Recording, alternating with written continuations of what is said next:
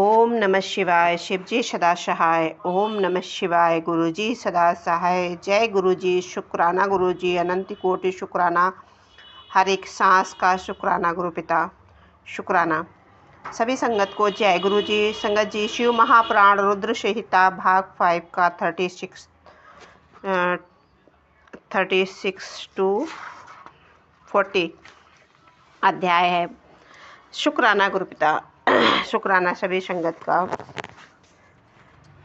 विष्णु द्वारा तुलसी के शील हरण का वर्णन। कुपित हुई तुलसी द्वारा विष्णु को साप। शंभु द्वारा तुलसी और शालिग्राम शिला के महात्म्य का वर्णन। फिर व्यास जी के पूछने पर सनत कुमार ने कहा कि महेश्वर रणभूमि में आकाशवाणी को सुनकर जब देवेश्वर शुंभ ने श्री हरि को प्रेरित किया, तब वे तुरंत ही अपनी माया से ब्राह्मण का भेष धारण करके शंखचूर्ण के पास जा पहुँचे और उन्होंने उसे परमोकृत कवच मांग लिया और फिर शंखचूर्ण का रूप बनाकर वे तुलसी के घर की ओर चले। वहां पहुंचकर उन्होंने तुलसी के महल के द्वार के निकट नगारा बजाया और जय जयकार से सुंदरी तुलसी को अपने आगमन की सूचना दी। उसे सुनकर सती साध्वी तुलसी ने बड़े आदर के साथ झरोके से रास्ते मार्ग की ओर झांका और अपने पति को आया हुआ जानकर वह परम आनंद से निमग्न हो गई। उसने तत्काल ही ब्राह्मण को धन दान करके उनके मंगलाचार कराया और फिर उनका अपना श्रृंगार किया। इस देवताओं का कार्य सिद्ध करने के लिए माया ने शंखचूर्ण का स्वरूप धारण करके भगवान विष्णु रथ से उतरकर देवी तुलसी के भवन में गए। तुलसी ने पति रूप में आए हुए भगवान का पूजन किया, बहुत सी बातें की, तदंतर उनके साथ रमण किया।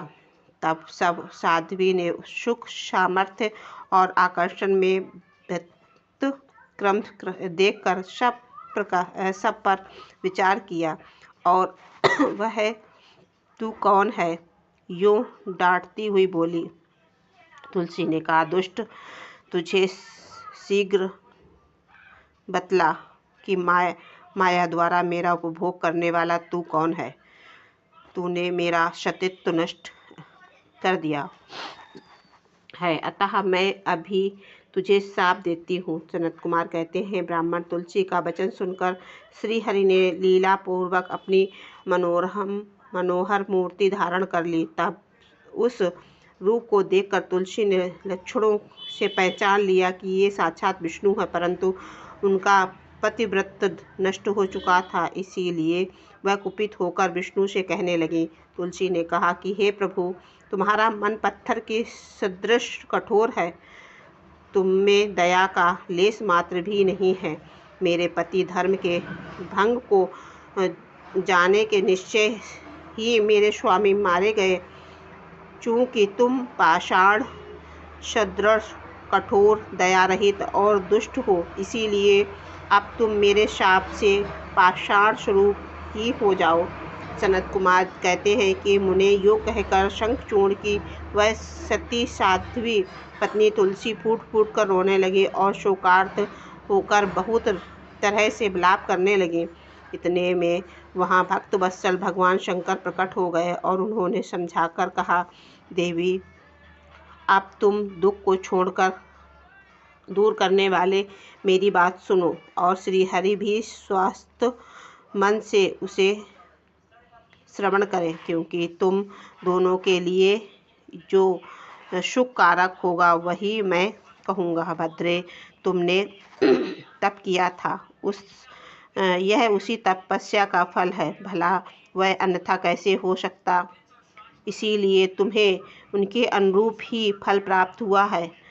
अब तुम इस शरीर को त्याग कर दिव्य देह धारण कर लो और लक्ष्मी के समान होकर नित्य श्री हरि के साथ वैकुंठ में विहार करती रहो। तुम्हारा यह शरीर जिसे तुम छोड़ दोगी नदी के रूप में परिवर्तित हो जाएगा। वह नदी भारतवर्ष में पूर्ण रूपा गंडकी के नाम से प्रसिद्ध हुई।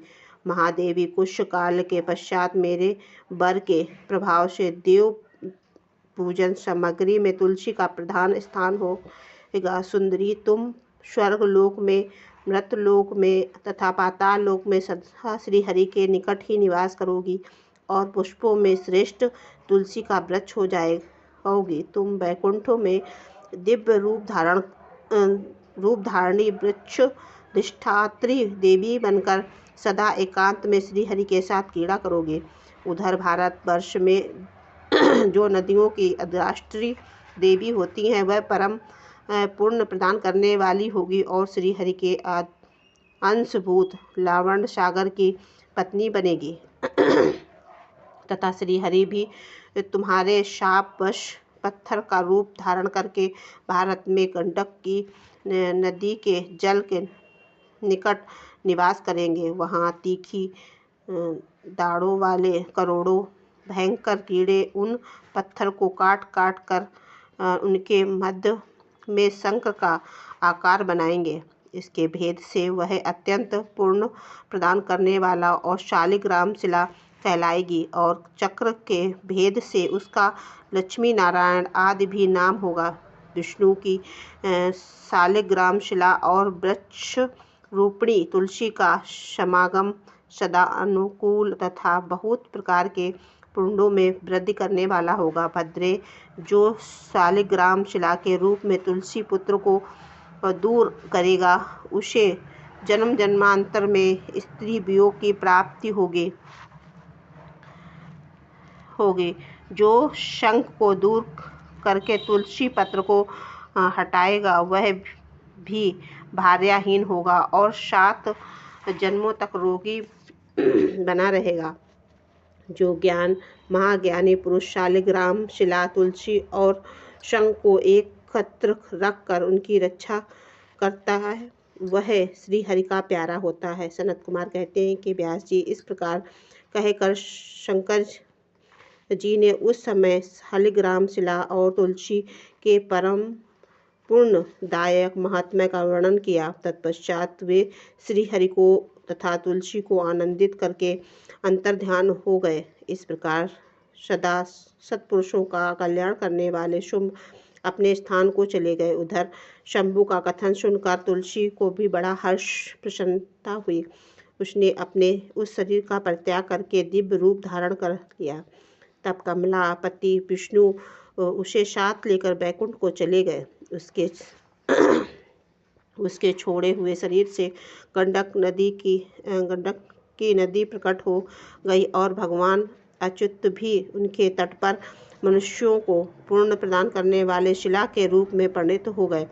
मुने उसमें कीड़े अनेक प्रकार के छिद्र बनाते रहते हैं। उसमें जो शिलाएं गंडक की जल में गिरती हैं वे परम पुण्य होती हैं और जो स्थान पर ही रह जाती हैं उसे पिंगला कहा जाता है और वे प्राणियों के लिए संतान कारक होती हैं। व्यास जी, इस प्रकार तुम्हारे प्रश्न के अनुसार मैंने शुंभ का सारा चरित्र जो पूर्ण प्रदान तथा मनुष्यों की सारी कामनाओं को पूर्ण करने वाला है उसे सुन लिया है।